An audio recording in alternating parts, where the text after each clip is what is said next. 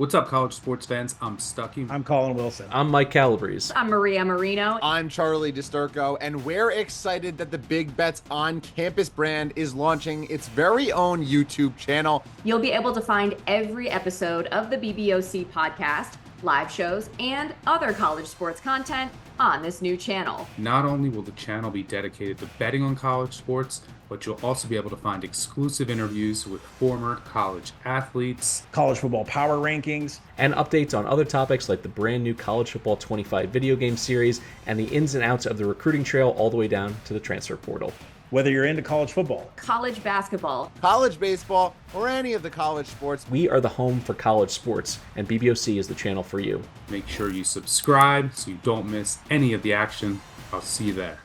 Welcome to the Fantasy Flex podcast from the Action Network and Fantasy Labs. I'm your host, Chris Raybon, and on today's episode, we're going to be talking about 2024 fantasy football busts. Guys that you should be avoiding, straight curving in your 2024 fantasy draft. As always, I'm joined by one of the most accurate rankers and projectors in the biz, the odds maker, Sean Kerner. Sean, what's up? What's up? Happy roster cut day. I always love this day. Get to clean up our spreadsheets, get to know who made the 53-man roster, get some crazy news coming right now, but happy 53-man cut day. Yeah, to you as well. And had a few interesting ones. No Kadarius Toney finally for the Chiefs, and our boy Carson Steele made the roster, so that should be fun. And AJ Dillon's back on IR, so maybe Marshawn Lloyd will be okay after all. But we're going to talk about fantasy football busts at each position.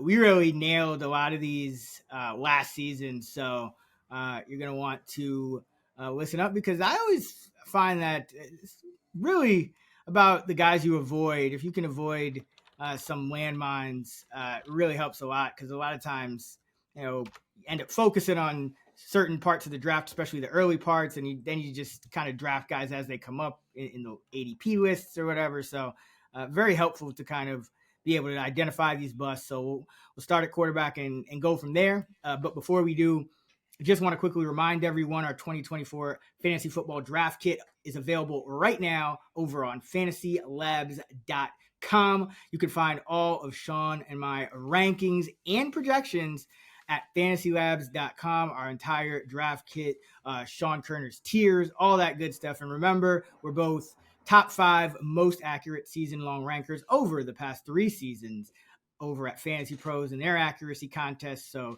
you definitely want to check out our rankings and projections and use those for your drafts. And you can get $20 off at Fantasy Labs by using the code FLEX20, that's FLEX20, when you sign up at FantasyLabs.com/flex. That's code FLEX20 at FantasyLabs.com/flex.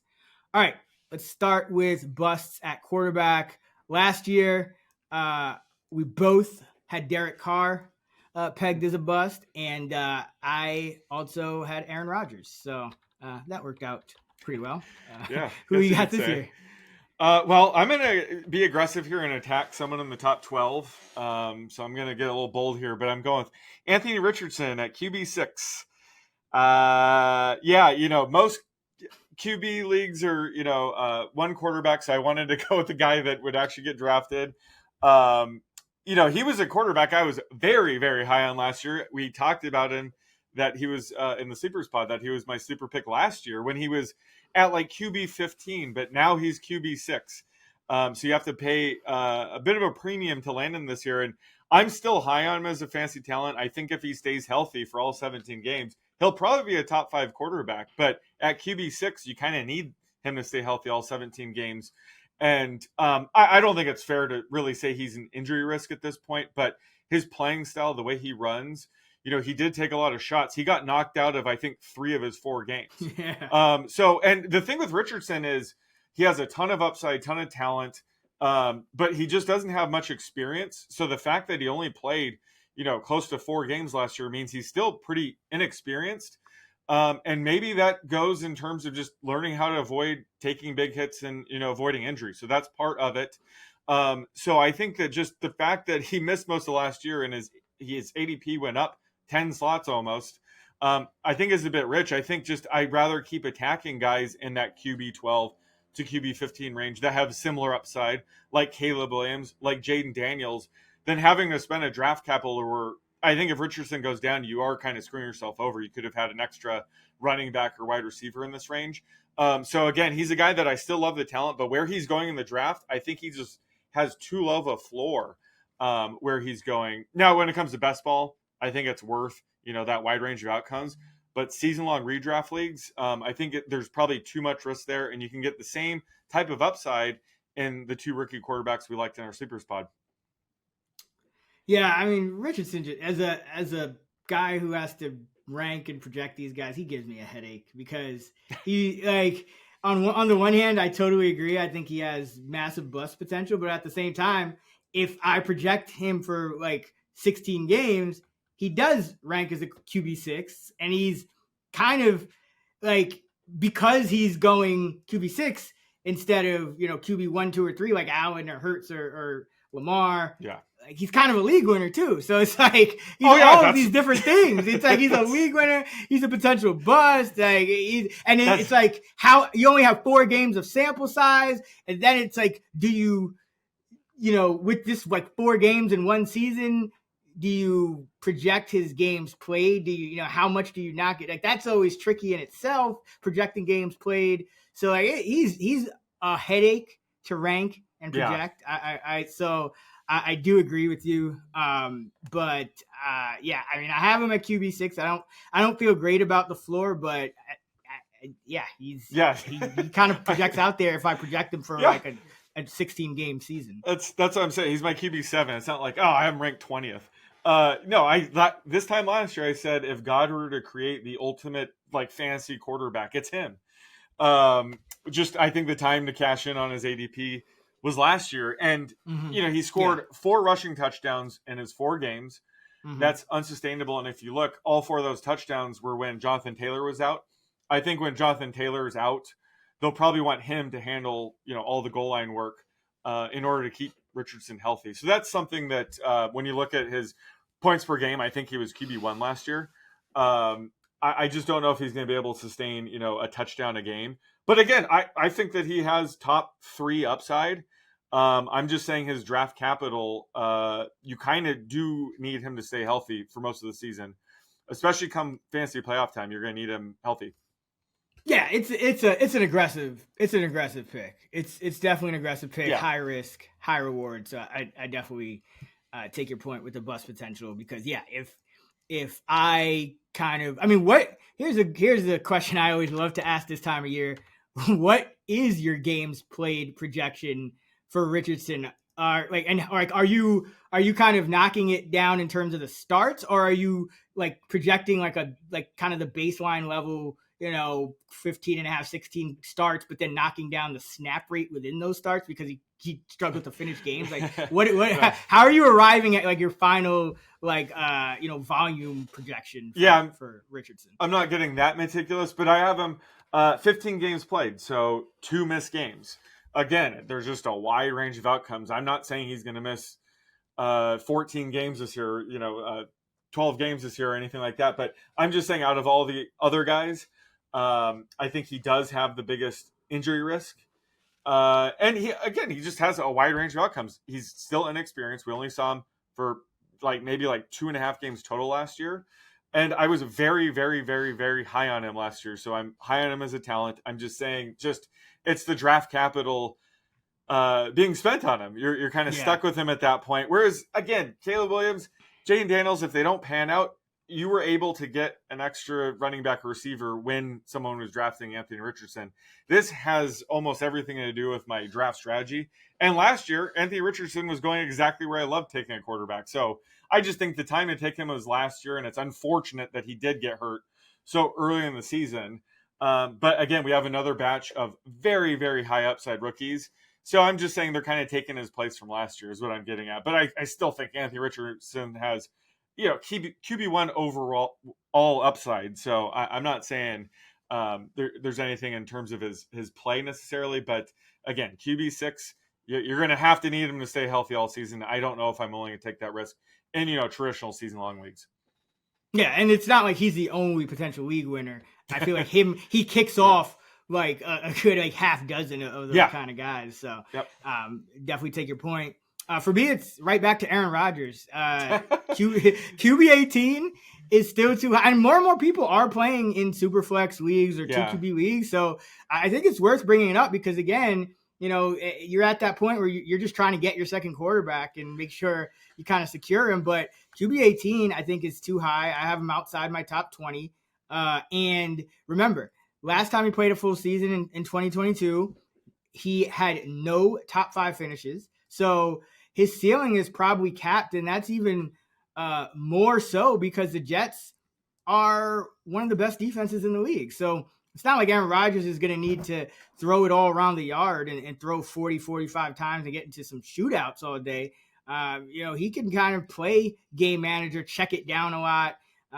Probably be good for Wilson and Breece Hall, but I don't think it'll be great for Aaron Rodgers' numbers. They're favored in 14 of 17 games, so not a lot of trailing game scripts to speak of. And he is a 41-year-old quarterback coming off an Achilles injury. So I just think there's a lot of, you know, higher upside, younger, healthier quarterbacks that you could go with in this range.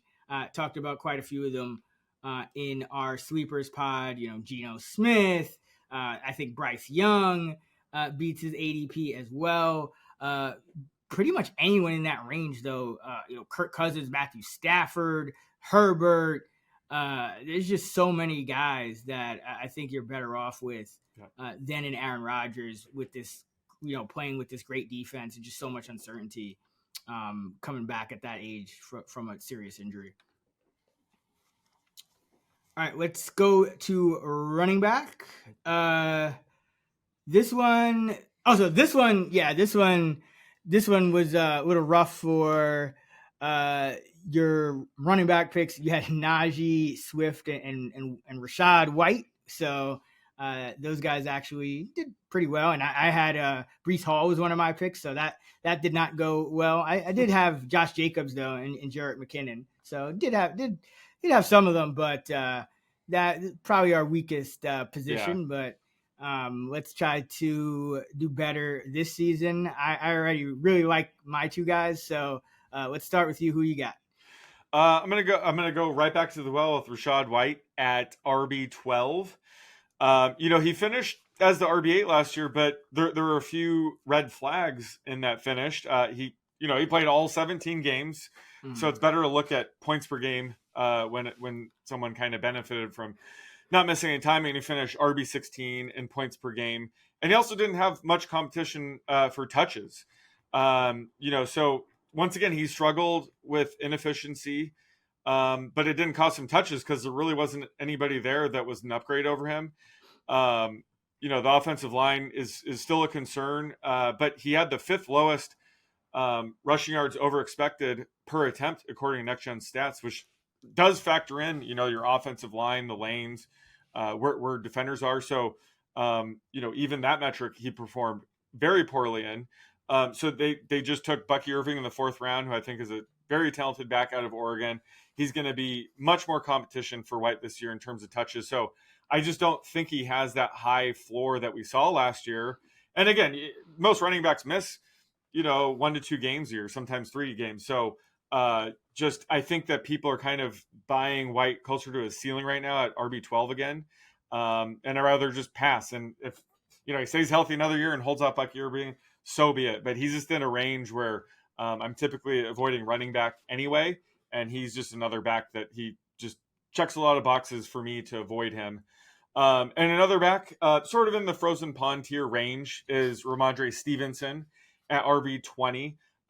He's coming off a down year. He was just RB32 in points per game. It's really hard to see him bouncing back too much this year. The Pats offensive line is still an issue. The offense. That's like probably the biggest understatement. It might be this might be one of the worst offensive line we've seen this decade. And there you go. Like that. It is in rough shape. Right. Rough shape. Yeah, it got Jacoby Brissett hurt over the weekend too, how bad it was. So the offense is going to struggle again. So it probably won't set him up for many goal line scores. The one good thing about Stevenson is, there are going to be a ton of trailing game scripts. That's not going to equal rush attempts, but it'll equal checkdowns and more passing work. But, the Pats brought in Antonio Gibson, who's more of a pass catching specialist. So that could be eating into some of the more valuable snaps that Stevenson could or should get in this offense. So there's just a lot of red flags here. I think, he's going to be the lead back. They paid him like one, but I just don't like the situation going into this year. He hasn't been efficient. So he's just a guy at RB20. Again, give me David Montgomery, who's probably going to put up RB20 numbers if Jahmyr Gibbs is healthy, but if Gibbs misses time as a top 5 back. So I rather attack guys in this range that I think have a higher ceiling. Whereas Stevenson, I just think he has a low floor ceiling combo in this range. So this is just a part in the draft where I'm typically not drafting running back, especially backs that have a few red flags like Stevenson does. Yeah, and we really don't know just how much of that passing down work Gibson is going to cut into, but I mean, the fact that they went out and signed him, you would think that's what they signed him for. So I don't think you want to be an early down back on this Patriots offense this year, because I mean that offensive line is really fragile. I mean, you got a couple of pieces, but you also got a couple of really big question marks. And Cole Strange is already starting on the PUP, and it's just, it could get really bad really quickly, and it already has been pretty bad for much of camp. So definitely a concern there with Stevenson and Gibson for that matter, and just the entire offense. For me, I got a couple guys that are going into the season injured, and I feel like every year this is where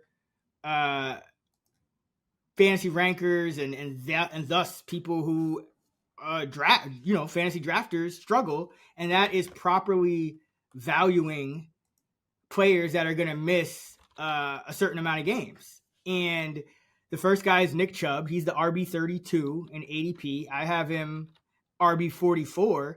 And per Browns reporter Tony Grossi from ESPN, the Browns have always, and I quote, the Browns have always targeted late October as a timetable for Nick Chubb's return to practice. So late October, that's when they're targeting just to open his practice window. Now, remember, you could practice for, I think it's up to like 3 weeks. They don't even have to activate you. So late October means he probably returns to practice after their Week 7 game, October 20th, against Cincinnati, which means the earliest he could play is Week 8 against Baltimore. But they have a bye in Week 10, and if they're targeting, late October return to practice, it sounds like they want to hold him out through that bye. And that makes sense because he had 2 surgeries. The second one was in November. So, returning after that bye in early November would be just about a year since the second surgery. So you're looking at best case scenario, if he returns, at the optimistic end of the timeline, you're looking at 10 games of availability. And in a worst case scenario, you're looking at 7 games of availability if he returns after the bye. So 7 to 10 games of availability. And that's before you factor in he could get injured again. He could re-injure himself or just have a whole new injury. Remember, running backs miss on average about 15% of their games, 15, 20% of their games each year. So you're talking about like a projection of, 7.5, 8.5 games realistically as a median for Nick Chubb. And you don't know if he's just going to be Nick Chubb, who gets, 16 to 20 carries and is one of the most efficient backs in the league because of the injury, and he's getting up there in age. So just too many question marks. I know people are trying to target him for the fantasy playoffs. I get it, but there's no guarantee. Like you're still at a range where there's a lot of other value you could take that you can get, a full season's worth of value, whether it's a late round quarterback there or just another running back in that tier. Or a wide receiver. There's just so many other ways you can go, I think, that are better than taking Nick Chubb here, because there's just no guarantee that he even is giving you the production you're looking for when you're looking for it. There's just a lot of uncertainty because they're essentially saying he's going to miss half the season, and that's not RB32 value. And then the other guy, Jonathan Brooks, is RB33. He's my RB47, and kind of same deal. Starting the season on the PUP, had surgery December 5th for his torn ACL, and given that late surgery date, he's also a candidate to only be available for about half the season. Now, they haven't given any indication that he's going to miss as much time as Chubb, or given a definitive kind of timetable, but there is no timetable. That's not good. And Hubbard played well last year. We've talked about this. Sanders is making big money. There's no real incentive to make a guy who you did spend day 2 draft capital on, to rush him back. There's just no incentive to do that.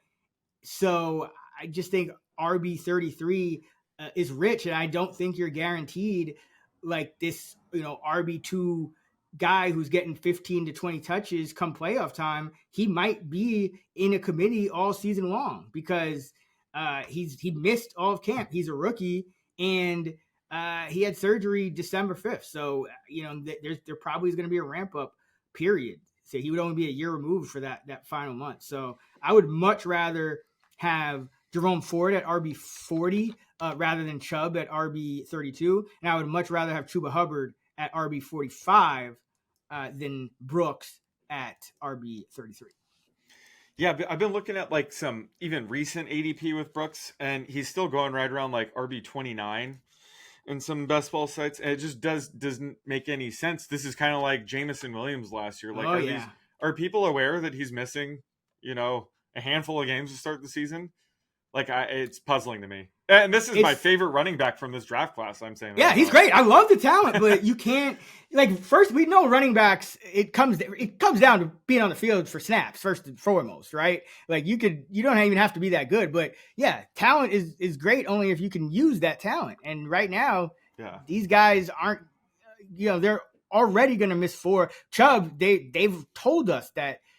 He's not going to be back until late October. And if you read between the tea leaves for Brooks, he had surgery December 5th. And there's other guys in that backfield. There's no point to rush him back. So yeah, I don't get it. But I think this is something that even like seasoned fantasy experts struggle with, which is projecting the range of outcomes when you have a definite number of missed games to start. You have that 4 missed games to start. But then there's an uncertainty as to how many more games you can miss. And you also have to factor in the positional injury rate. So it's not just, okay, he comes back and is available for, 11 games. And so now there's still an injury rate where he could get hurt within those 11 games again with a different injury, because that's just the nature of the running back position. So that's why I tend to fade running backs coming into the year hurt. More often, it'll burn you every once in a while. Like it burned me with Breece Hall, although his best game was in the last game of the season when the fantasy season was over because they were trying to get him to 1,000. But it'll burn you here and there. But more often than not, it's going to pay off. And there's there's still going to be alternatives. That's the whole point. Like there's alternatives that you could draft if you're looking for upside in that range. So. Fading Chubb, fading Jonathan Brooks as well. We'll go to wide receiver, but just want to once again remind everyone, all of our fantasy football content this season is at FantasyLabs.com. We are 2 of the top 5 most accurate rankers over the past 3 seasons, according to Fantasy Pros, in their season-long accuracy.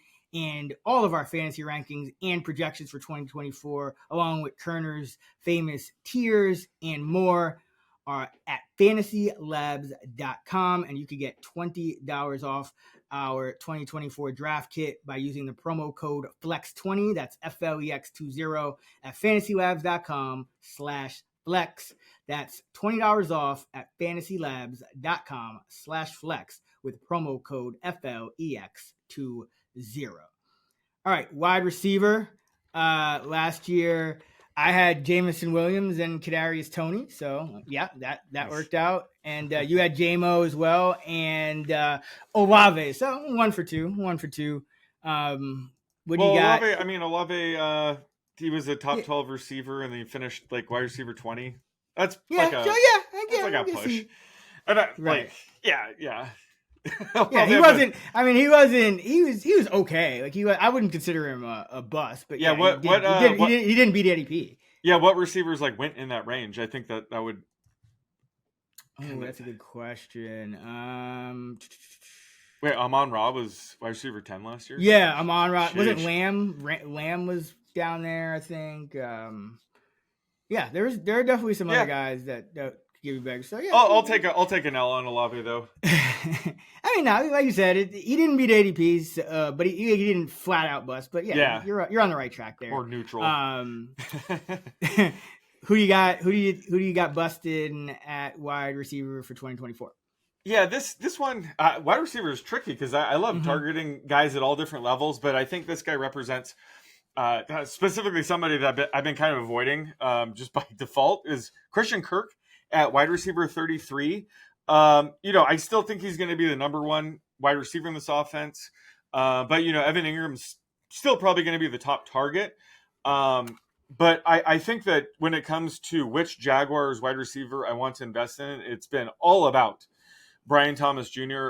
A little bit later on. So just the gap between these two receivers, much closer on. The ADP right now has Christian Kirk at wide receiver 33, Brian Thomas Jr. at wide receiver 46. My rank has them Kirk at wide receiver 36 and Thomas Jr. at wide receiver 39. So I just think you're getting much more value. I think, Brian Thomas Jr. is going to get the more fancy-friendly targets, downfield and in the red zone. So I just think Kirk's going a little bit high. And this is also the range at receiver where I'm using this time to load up at other positions. I'm trying to get some elite receivers early. And then we've talked about length, but the wide receivers 40 to 55, there's just so many guys with a ton of upside. So Kirk, to me, just kind of represents sort of a dead zone at wide receiver, specifically him, where I'd rather just attack his teammate a bit later on. Plus, there's some buzz that he could come off the field a bit in two wide receiver sets. They have Thomas Jr. and Gabe Davis now. We've seen that happen in the past, but just due to injuries, he stayed in on two receiver sets. So I'm not like that low on Kirk, but I just think that when you're taking him at wide receiver 33, you're passing up on, I think, a better value on the same team in Thomas Jr. And just at this point in the draft, you should probably be attacking other positions. And then my other receiver I think has bust potential is Jordan Addison in that wide receiver 44 range. I was really high on him as a rookie. I'm still high on him as a talent long-term, but just he has some concerns heading into this year. Right off the bat, it's just going to be hard for him to duplicate his 10 touchdowns from his rookie season. This offense itself should take a step back with, Sam Darnold replacing Kirk Cousins. Addison also benefited from Justin Jefferson missing 7+ games last year. So you're going to bank on, Jefferson potentially staying healthier this year. And Addison himself is dealing with an ankle injury that, probably won't have him miss week 1, but, it might take him a couple games to get back to 100%, or maybe he tweaks it and re-injures it. It's just something to monitor. And he could also face some sort of suspension for his off-field issues over the summer. It's always hard to factor that into projections, but just it's added risk is all. But again, it comes with opportunity costs because there's so many receivers in this range I think could be potential league winners that if you take them in this range, you're passing up on those guys as well. So Jordan Addison's a guy for me that I think is just going at a range where I'm not getting much of him. So I think he has bust potential here. Yeah, I'm with you. I like the talent, but this just doesn't seem like the year. It seems like last year was the year to take him, and maybe next year will be, but this year, just kind of shaping up really shaky for Addison. For me, the first guy is kind of another guy who I like the talent, but when you kind of break down the numbers, I see a lot of bust potential with, and that's Jaden Reed at wide receiver 36. Now, he had a 64% route participation rate last year, but that was despite Christian Watson missing 9 games, Wicks missing a couple, Musgrave, who played in the slot a lot at tight end, he missed 6 games, and Reed still kind of capped out at 65-70% snap rate because he doesn't play much in 1-2 personnel when there's 2 tight ends on the field, which the Packers have Musgrave and Kraft, so could see more of that this year. And then you have Watson, you have Romeo Dobbs, and Dontavian Wicks. You have 3 other really good receivers that are all going to kind of rotate here. And when you look at the touchdowns, you like a guy who could score a touchdown, so I'm not knocking him for that, but 10 touchdowns on 75 touches is unsustainable for a 5'11", 190-pound slot guy. And he's likely going to be inconsistent even if he ends up finishing around, wide receiver 36. Last season, he played 16 games, and 6 of his finishes were 47th or worse. But really, it's more like 8 of 18, so almost half his games, because if you expand the sample and look at his 2 playoff games, which I think are relevant because everyone was healthy for those games. His first playoff game, he goose-egged against Dallas, despite the Packers putting up 48 points. He played 26 snaps. His route participation rate was just over 50%, yet he didn't record any stats. I think he had 3 targets, no catches, nothing running the football. And then against San Francisco, 4 catches for 35 yards and a carry for 9 yards, no touchdowns. That's well within the range of outcomes. So even last year when he scored 10 total touchdowns, 8 receiving and 2 rushing, he was still essentially a non-factor in 8 of 18 games. So nearly half of his games. And if you factor in some touchdown regression, that could easily go to, 10, 11, 12 of it, 2/3 of his games. So I just think that he's going to go off at times, but he's probably a better best ball investment just because you really don't know when. And I think he's a little bit too inconsistent for the wide receiver 36, considering the other guys you could get in this range that they're still, you could still get. I talked about on the Sleepers pod, guys like DeAndre Hopkins, Cortland Sutton, Josh Palmer, Deontay Johnson, after Reed, and all those guys are going to play a lot more snaps. You could still get guys like Roma Dunze, Xavier Worthy. Like, you could get guys going later with just as much or even more upside, with higher, better, more fantasy friendly targets in better situations. So I think Reed is risky because I think he's going to be inconsistent. And another guy is Curtis Samuel at wide receiver 50. He's the Bills receiver that I am the lowest on. I do like Shakir, like Coleman. I think he has the most touchdown upside. But Samuel, he's already in year 8, and he's topped out at 851 receiving yards and 6 touchdowns. And that was his only time, even going over, 700. So he's generally been a low ADOT slot, low yard per reception slot guy. He's probably going to be forced to play more outside where he's a little bit less efficient. He's already 28. Coleman's 21. Shakir's 24. And Dalton Kincaid is 25. So just from that vantage point, I think he's the lowest upside bet among these guys, yet he's going in the same range as Coleman and Shakir. And yes, I know Joe Brady loves him, but even if he leads the team in targets, he's still going to be inconsistent.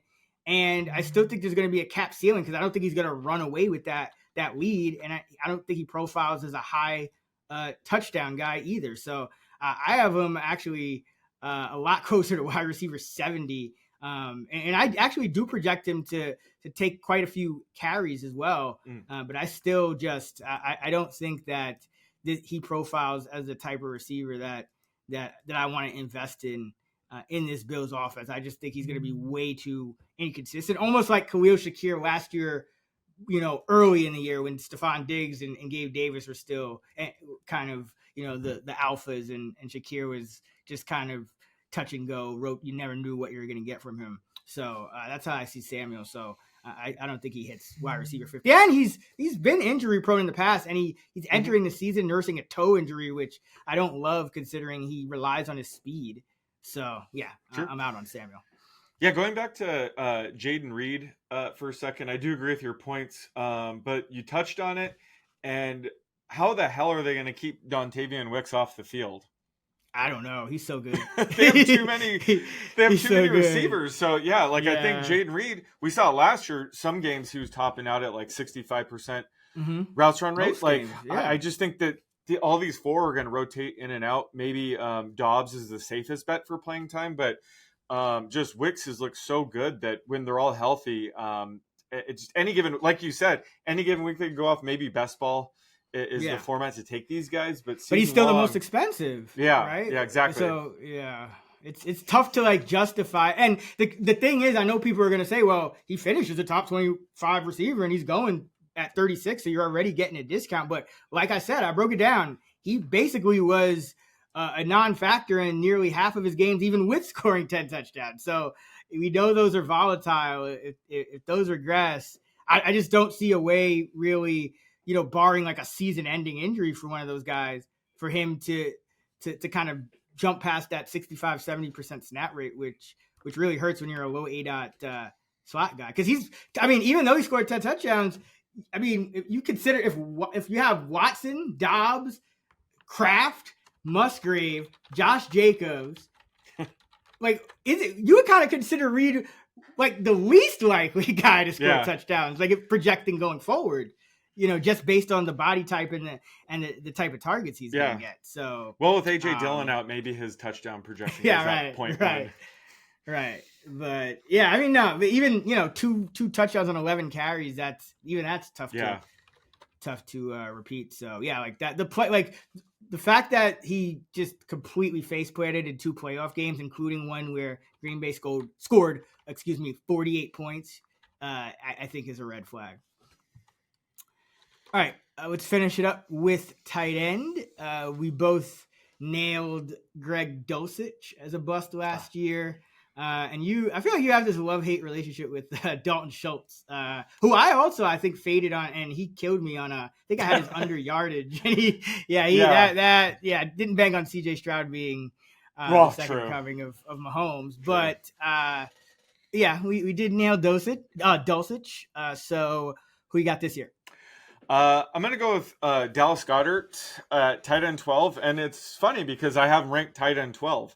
But this is the time where I always caution people when you take like the last tight end in a draft, say it's tight end 12, to not get too stubborn or attached to the tight end because you did spend some draft capital.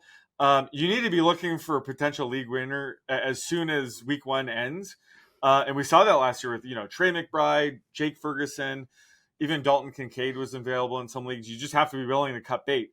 So if you do take Goddard, you just have to have an open mind. But I just think that his ceiling is a bit lower this year. There was some underlying concerns with Goddard I had, with Saquon Barkley joining the mix, that's another person he's going to be competing for targets for specifically, I think. But they also just brought in Jahan Dotson, a former first-round pick just a couple years ago. I wouldn't write him off quite yet. Say what you will about him, but he will be an upgrade on the wide receiver 3 position. Oh yeah. So that could eat into Dallas Goedert again, specifically. I think, AJ Brown and Devonta Smith are going to get their share of targets. So I think that could come at Dallas Goedert's expense. And he's, dealing with oblique injury. Might be totally fine for week 1, could flare up. So it's just another red flag for Goddard. I rather just take a flyer on a guy like Brock Bowers that has, top 5 upside. Actually, this year I'm just drafting a top 8 tight end. I'm not even waiting this. Yeah. So I agree. I totally agree because you mentioned Goddard, and I'll say it before, and it's actually surprising when you look at it. But Goddard has in 6 seasons, he's never hit 60 catches in a year, and he's only topped 800 yards. He only topped 702 yards once. He had 830 Are those in 2021. 2 of those seasons with no Zach Ertz, or 2.5? Like how many seasons? Of those 21 was Ertz. Like Ertz was there half the year, right? Okay, yeah. 20?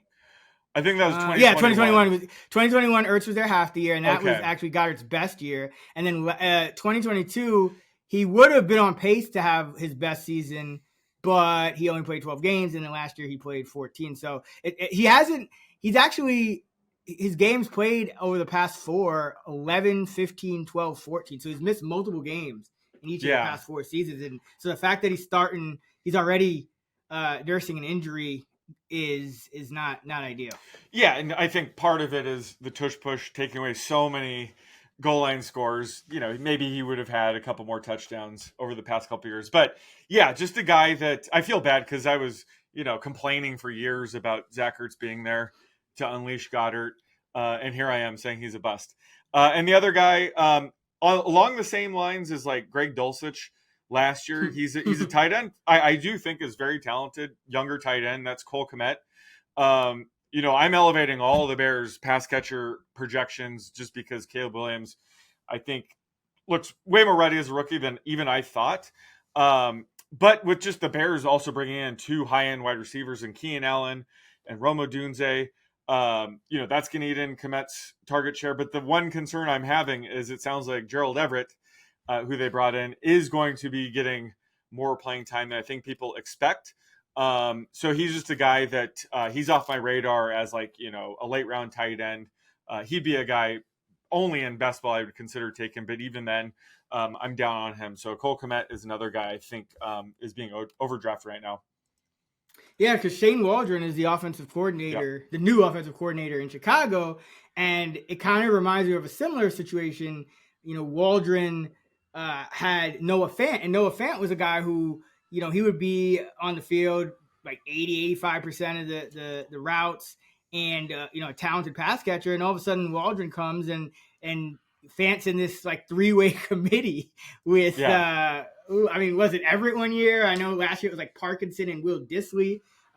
And so Fant was kind of topping out at like 55-60% and became a complete fantasy non-factor. So that's definitely a concern with Kmet, in addition to the fact that you have 3 of the best receivers in the league on this team now. So, 2, and then, Odunze, who's a top 10 pick and could be one of the best. So, yeah, it's probably pointing down. It's just such a tough position. There's like no one to pick at tight end. I totally agree. I want a top 8 guy because even Njoku, it's like he was terrible with Watson. So are they going to figure it out or what? So that's a risk. But I got the guy that really stands out to me is another guy that I think is being overvalued, because he's starting the year on the PUP, and people think, okay, I'm going to get him for the stretch run, and that's TJ Hawkinson at tight end 14, and I have him about 10 spots lower, and the reason being he tore his ACL and MCL, didn't have surgery until January 29th, right? So you're talking about this is still fresh. He no guarantee to return when first eligible in week 5. If he, whenever he does return, he's returning to a different, not as good quarterback, whether it's probably going to be Darnold, maybe, Mullins or one of those guys, but it's Kirk Cousins is not walking through that door.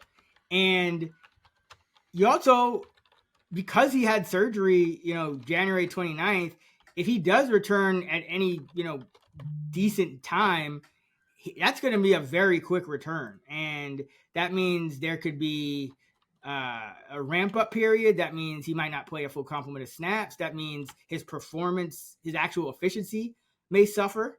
And I just don't think it's a good strategy, like you said, Sean, to wait this long for a tight end. They just get a top 8 guy, because in Hawkinson's range, you can get a high upside flyer at running back. You could get a Chuba Hubbard. You could get a Zeke Elliott. You can at wide receiver, guys like Josh Palmer and guys like that who could be number 1 receivers for their team are available. So I think it's a much better draft strategy to just make sure you're good at tight end, and then you're still gonna have a good receiving core, and you could just build your depth at running back or receiver, essentially your flex depth here, or take a late round quarterback or whatever. I just don't think it's good strategy to wait this long and kind of bank on Hawkinson just returning to, top 5 tight end value that he was with Cousins. It's just, first of all, you're competing with Jefferson and Addison still. The quarterback's not as good, so you might not even be throwing as much. And this was a very recent serious injury for Hawkinson. So yeah, don't like anything about it. I get why some people might say, tight end is kind of a wasteland. You mentioned Kmet. and Goddard, who are the tight end 12 and 14 Yeah. or 13. So like I get why people are like, all right, TJ Hawkinson at tight end 14. At least he was putting up top 5 numbers. But again, you have to account for the uncertainty and the fact that he's just not going to automatically come back and perform at that range. And when you factor all that stuff in, I think he's being way overdrafted, and there's just a lot. I think any other position would be a much better pick where he's going. All right, and one more guy I'll just quickly mention, Ben Sano. He's going at tight end 23. Again, Zach Ertz is going to start the season as the number 1 tight end. So there's no point in drafting Ben Sano tight end 23. Just draft Zach Ertz at tight end 31. Or draft neither. or Draft neither, right? Or draft neither. But at least Ertz potentially gives, he could potentially be the number 2 target, because Eckler is, he's going to be on and off the field, and so and no more Jahan Dotson, So there's a decent chance Ertz it catches you like an ugly, 4.5 catches for 39 yards. I mean, hey, it's still better than most of the other tight ends in this wasteland. So but the point is, Sano, not only is he going to start the season behind Ertz, but he was playing behind John Bates, who is kind of like the blocking, and thus default number 2 tight end. So yeah, I mean, you might be a year off on, I know everyone's looking for the next Trey McBride, but and Ertz might miss half the season like he normally does, but I still think tight end 23, if you're in a best ball league or 2 tight end league, I still think there's a lot better things you could do with that pick, and just better tight ends. I would rather go Ertz. You could go with a Colby Parkinson, who might play 70-80% of the snaps all year because Higbee's hurt. I think Sano is going way too high. Next year is probably the year to invest. All right, that is going to do it for our Fantasy Bust episode for 2024 here on the Fantasy Flex. Make sure to subscribe to the Fantasy Flex wherever you get your podcasts so you don't miss an episode all season. And don't forget to check out FantasyLabs.com for all of our fantasy football content. Don't forget to use the promo code FLEX20 for $20 off a Fantasy Labs subscription right now at FantasyLabs.com/flex. You can find Sean on X at @_oddsmaker. I'm at Chris Raybon. We're at those same handles on the free award-winning Action Network app. Until next time, let's get this money.